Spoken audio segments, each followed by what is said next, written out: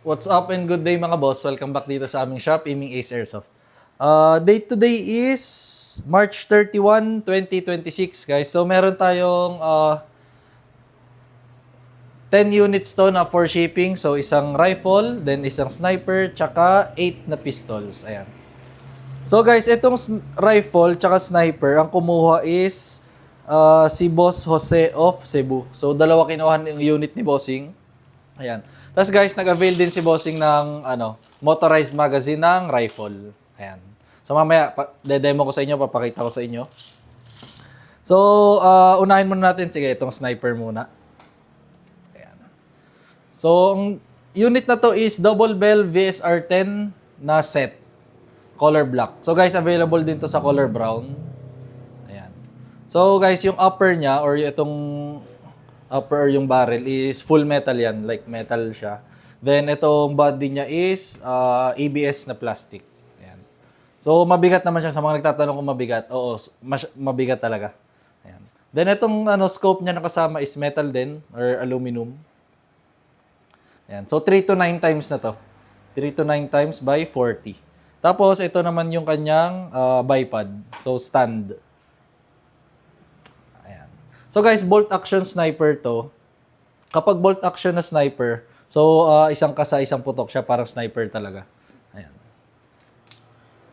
So fold ko lang to. Guys, pag nga pala fino-fold yan, so ito lang yung lever niya. So baba, tapos ganyan. So kapag naman baba rin, tapos taas. Ayan. So pati kabila. Then magazine niya, nandito sa ilalim, 30 rounder magazine. So guys, pinakaiingatan sa sniper is itong kasahan.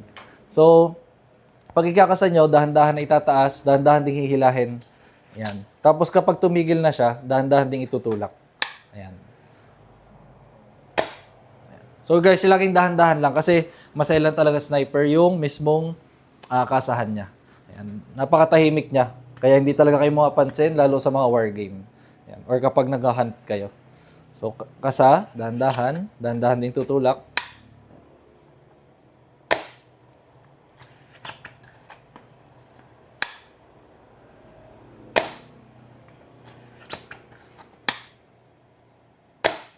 Yan. Double Bell VSR-10 na set. So kasama na guys yung scope tsaka yung bipod niya. Ayan. Available din to sa color brown. Ayan. Tapos, next unit ni Bossing, itong ENC 645-1 na color black. Ayan. So unit ni Bossing is, ng rifle is Daniel Defense na PDW. So full metal, metal ang handguard, metal tong receiver, metal din tong charging handle, metal tong rear sight, tsaka itong front sight. Ayan. So guys, metal buttstock din. Ayan. So kung may makita kayo wire dyan, normal yan sa gantong buttstock or sa 645-1, tsaka -2. Ayan. So makikita nyo talaga yung battery. Kasi hindi namin advice na ilagay itong cover. Ayan. So may cover kasi siyang kasama. So kapag may battery, hindi na namin advice na ilagay kasi maiipit na yung wire niya. So Daniel Defense PDW. Ganito ang ko guys, ang personal unit ko. Ayan. Ito yung kabilang side. Ayan. So mamaya try natin yung motorized magazine. Try muna natin tong stock niyang magazine. So semi-auto muna.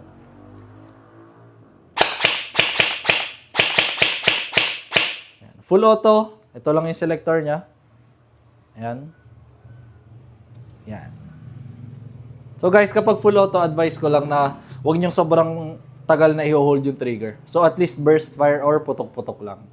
Ayan. Kasi syempre, mas stress yung unit kapag masyado nating hinold yung trigger or matagal. Try natin. Ayan. So guys, laging safety. Safe muna. And then, try natin naman tong motorized magazine. So, pakita ko muna pala sa inyo kung paano siya naglo-load. So, motorized magazine, meron siyang battery dito sa ilalim. Ayan. Dito yung battery niya. So, i-access nyo lang to, slide lang to. Then, ang BBs guys, dito pwede ilagay. Ayan, dyan. So, lagay BBs dyan. 900 rounds to guys. 900 rounder magazine. Tsaka dito. Ayan. So, i-open nyo lang din yun. Tapos, ang pinaka-pindutan niya is ito. Ayan. Kung mapansin nyo, ayan. So, nakagana siya. Tapos, aakyat dito yung bala. Ayan. Ayan.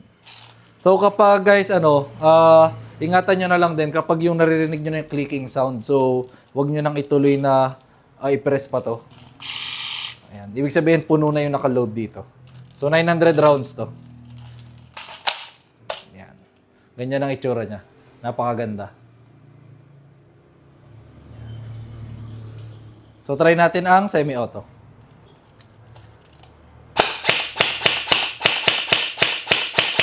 Full auto.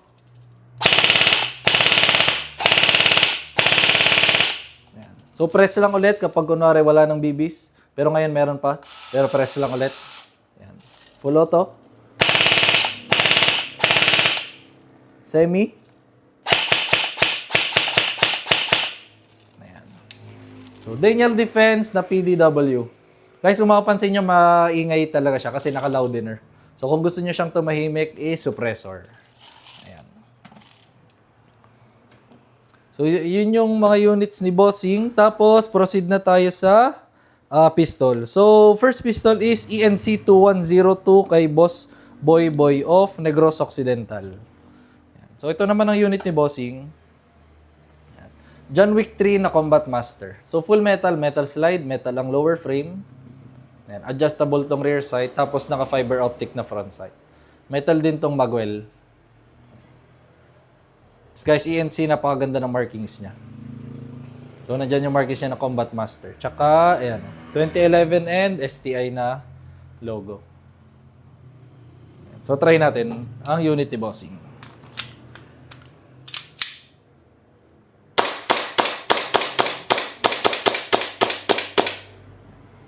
So, mahina lang yung gas niya. Try natin. Para mag-lock siya.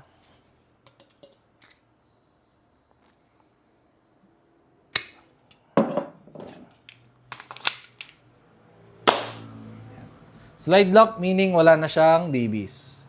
So, kapag ganyan, release ang magazine, then release the slide, rest the hammer by pressing the trigger for safety purposes. Ayan. Tapos, next unit naman is ENC 1104 kay Boss Erwin of Albay. So, 1104, ito naman yung Glock 17 na TTI. So, guys, available din to sa Glock 19 tsaka Glock 34 na TTI. Ito yung Glock 17, so yung standard version. Ayan. Kapag Glocks, guys, nga pala, is metal yung slide, then polymer yung lower frame. So, kahit real steel is ganyan din. Kabilang side, ito. So, try natin unit ni Bossing.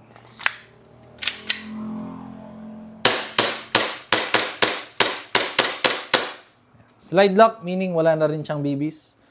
Release magazine. Tapos guys, kapag lock nga pala, higitin nyo na lang. Ayan. Spring-loaded kasi yung slide stop niya. Then, trigger. So, next unit naman is Double Bell 721 kay Boss Berman of Sorsogon. Ayan. 721, guys, malamang alam nyo naman to. So, kapag double bell, ito nga pala mga sunod nating units na ide-demo is meron na siyang kasamang gun case. Tsaka maganda na, sa budget meal na folder lang natin siya. So, Double Bell 721, ito naman yung Glock 17. So, same lang, metal slide, polymer lower frame. Kabilang side, ito. So, guys, naka-hard case nga pala siya. Ayan, hard case yan. So, try natin.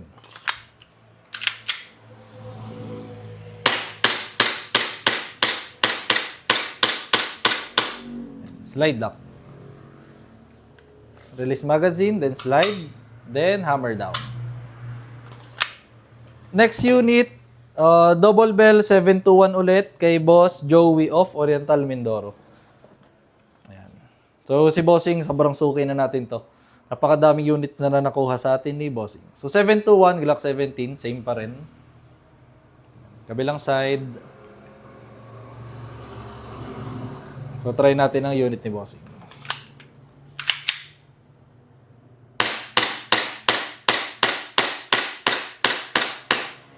Slide lock.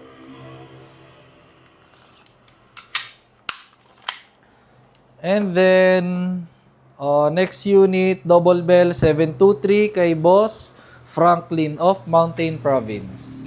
So, 723, ito naman yung 1911 na classic. So, guys, kapag mahilig kayo sa mga old school or vintage na style, ayan. So, 1911 na classic. So, full metal, metal slide, metal yung lower frame. Ayan. Then, kabilang side,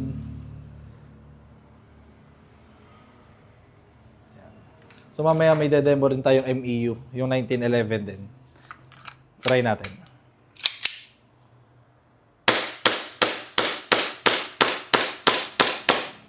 Slide lock.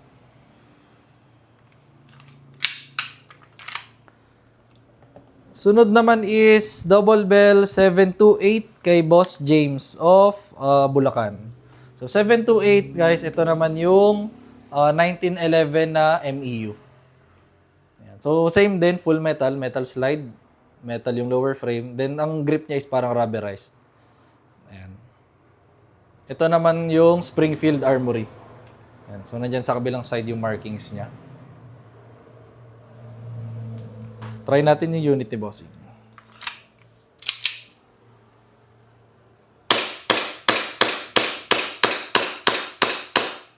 Slide lock. Next unit, double bell 303 kay Boss Paul of Sorsogon ulit. Ayan. So, 303, ito yung John Wick 4 na Pit Viper. So, malamang alam nyo na rin to, parang sa double bell 721. Ayan. So, Pit Viper, full metal, metal slide, metal yung lower frame, adjustable tong rear sight. So, naka-fiber optic din yung rear sight. Tsaka yung front sight. So guys, kapag Pit Viper, meron siyang compensator. Itong nasa harap. So compensator yan. Then naka-magwell. Kabilang side, ito. Ayan. So try natin ang unit ni Bossing.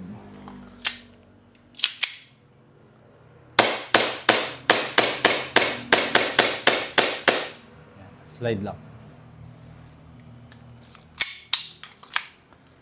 Last unit, double bell 303 ulit kay Boss Crescencio of Benguet. So, pakita ko lang din mabilisan. Ayan. So, same lang din, John Wick 4 na Pit Viper. Kabilang side. So, try natin ang unit ni Bossing.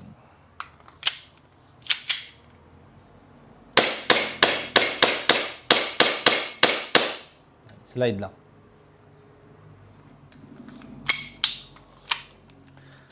So, ayun lang guys. Medyo madami kami ipapack today. Then, if may inquiries kayo guys, huwag kayo mahihiya. Message lang kayo sa aming page, Aiming Ace by CJO. Thank you!